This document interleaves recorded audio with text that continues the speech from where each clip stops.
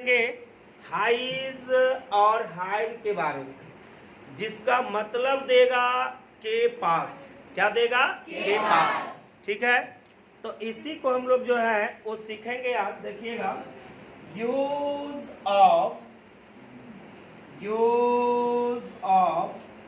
Highs और hive, जिसका Hindi meaning देगा के पास। क्या देगा? के पास। जिसका हिंदी मीनिंग हम लोगों को के पास जो है वो डिनोट करेगा।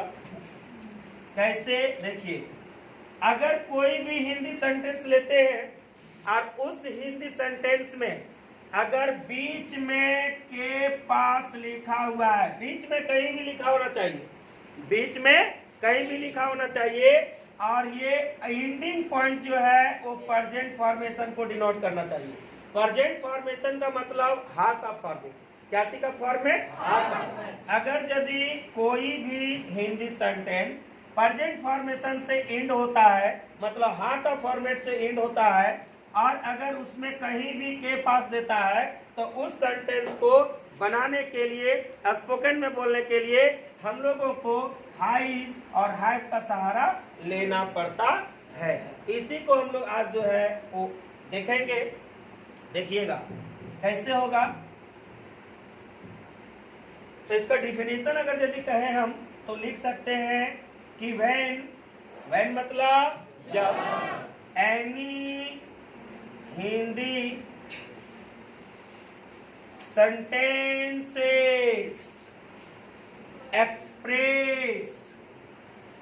express by के पास in, चाहे at, anywhere in the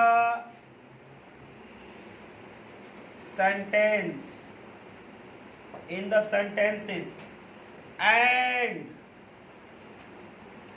in by present formation, then we use it। तब हम लोग इसका प्रयोग करते हैं। क्या लिखा हुआ देखिए, कहता है कि when any हिंदी sentences, अगर आनी जब कोई हिंदी वाक्य एक्सप्रेस बाय के पास, अगर दर्शाता है के पास से, at anywhere in the sentence, यानी सेंटेंस में किसी भी जगह पे, तब हम लोग जो है दो बार लिखा गया sentences end by present formation and end by present formation, और अंत करता है कौन सा फॉर्मेशन से? प्रेजेंट फॉर्मेशन से।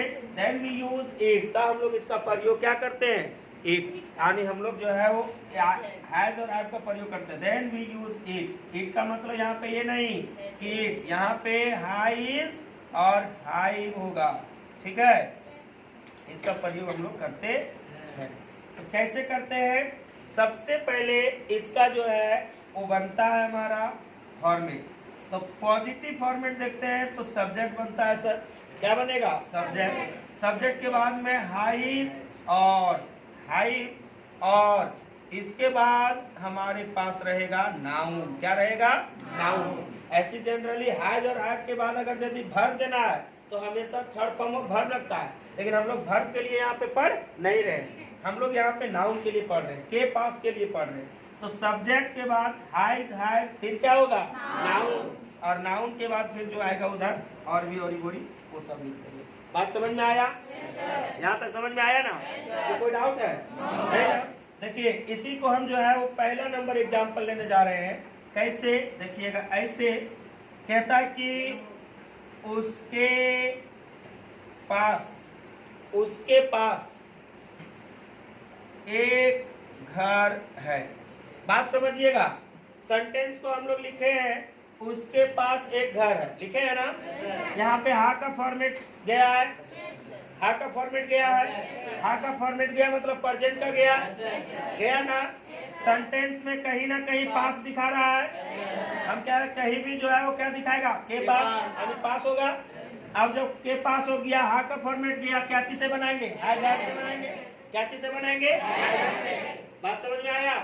अगर इस सेंटेंस को बनाएंगे तो सबसे पहले हमको क्या लेना होगा, सब्जेक्ट। सब्जेक्ट में उसके मतलब ही काम करेगा, क्या करेगा, ही और ही के साथ में हैज लगता है, ही के साथ में हैज के बाद ए घर है यानी ए हाउस लिखेंगे, he has a house. Just as इसी प्रकार से मोहन के पास कलम है, क्या लिखेंगे, Mohan has a pen, Mohan has pen लिख सकते हैं। तो बस इस प्रकार से इससे हम लोग जो है वो सीखते हैं, जिसका नाम है आइज और हैज। सबसे पहले आपको एक बात याद रखना है कि सेंटेंस खत्म होगा क्या चीज से, हा से।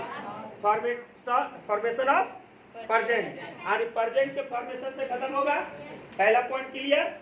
उस फॉर्मेशन से जब खत्म होगा तो दूसरी बात हमको ध्यान देना है कि कहीं ना कहीं सेंटेंस में क्या मिलेगा, पास। और पास अगर सेंटेंस में मिला तो उस सेंटेंस को ऐसे तरीके से हम बनाएंगे और ये एंडिंग पॉइंट जो दिखाएगा वो नाउन वगैरह से डिनोट करेगा। नाउन यानी घर है, कलम है, कपड़ा है, आदमी है, जानवर है, कुछ भी है ना, इस तरह से इंड करेगा, के पास डिनोट करेगा। आंख बंद करके हमें उस सेंटेंस को बनाना है, क्या चीज से, हैज और। बात समझ में आया। चलिए सर इसको उतारिएगा सर।